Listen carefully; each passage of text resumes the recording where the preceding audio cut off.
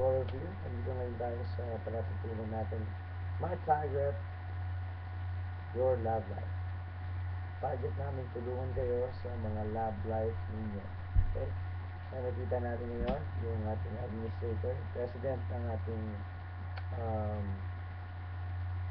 video clip nito, si Alvin Bagyo, at yung ating guest ngayon, walang iba kundi si Papa J, as in Papa J. Okay? Tatanungin natin siya ngayon tungkol sa mga topic tungkol sa pag-ibig, yung mga napapanahon at dapat natin gawin. Okay? So, hindi na natin patatagalin. Magandang gabi sa iyo, Marjo. Magandang gabi rin naman. Maraming nagtatanong, may mga texters tayo na nag-text sa atin tungkol sa ano bang dapat na gawin sa pag-ibig. Nalilito sila kasi yung mga babae na nagsasabi, mas gumaganda, mas tumatagal daw yung relasyon kapag sila yung nagdadala. Sila yung lagi nasusunod. No? May mga nagsasabi naman, yung mga lalaki na dapat sa relasyon para tumagal, yung lalaki ang masusunod para tumagal ang isang relasyon. Sino ba talaga ang dapat masunod sa isang relationship para mas tumagal ito? Anjo? Kapag kasi ng lalaki, kailangan talaga sila yung may babay. Hindi yung pinapangunahan sila ng babae. Dahil sa totoo napakahila talaga ng babae. Hindi tayo kumbasan.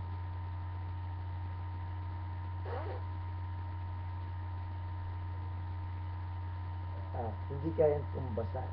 Anong masasabi mo, Marjon, sa mga nangyayaring issue na ang mga lalaki ay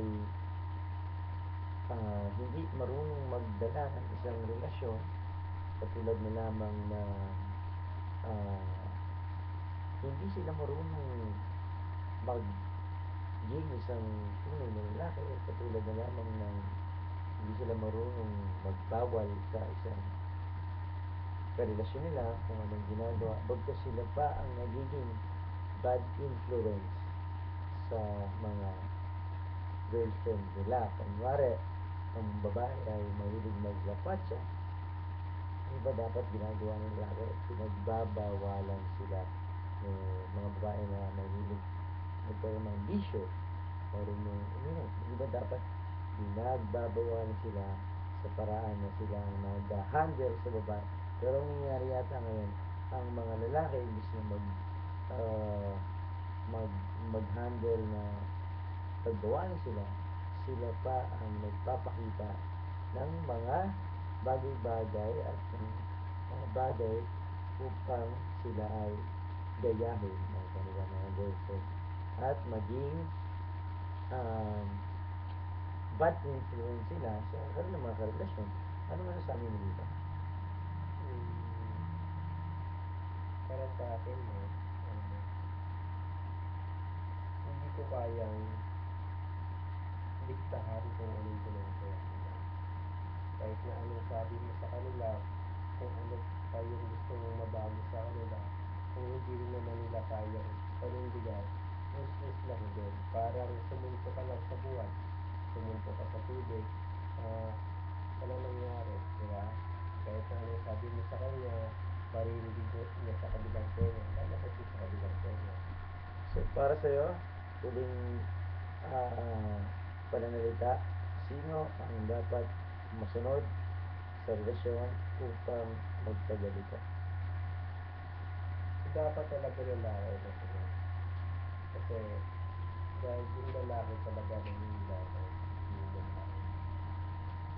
Kasi sinabi ko nung una, mahina ang babae. Diba? Kaya nga mahina dahil pinaprotektahan niya ng lalaki. So, ayan, narinig natin ang mga uh, payo at mga pananalita mula sa ating kaibigan, sa kapitbahay, at ang ating guest ngayon, si Marjun. So, sana may natutunan kayo sa ating unang pagpapayo tungkol sa pag-ibig. Ito po ulit ang ating palatuntunan, My Target, Your Love Life. So, hanggang sa muli, meron po tayong part 2 i-hit nyo lang po yung button sa next na video. Ang susunod po nating topic, crush ba ako ng crush ko? May karapatan ba ako magselos sa babae hindi ko naman syota? So hanggang sa muli, ito na ang ating parating tuna. My target, your love life.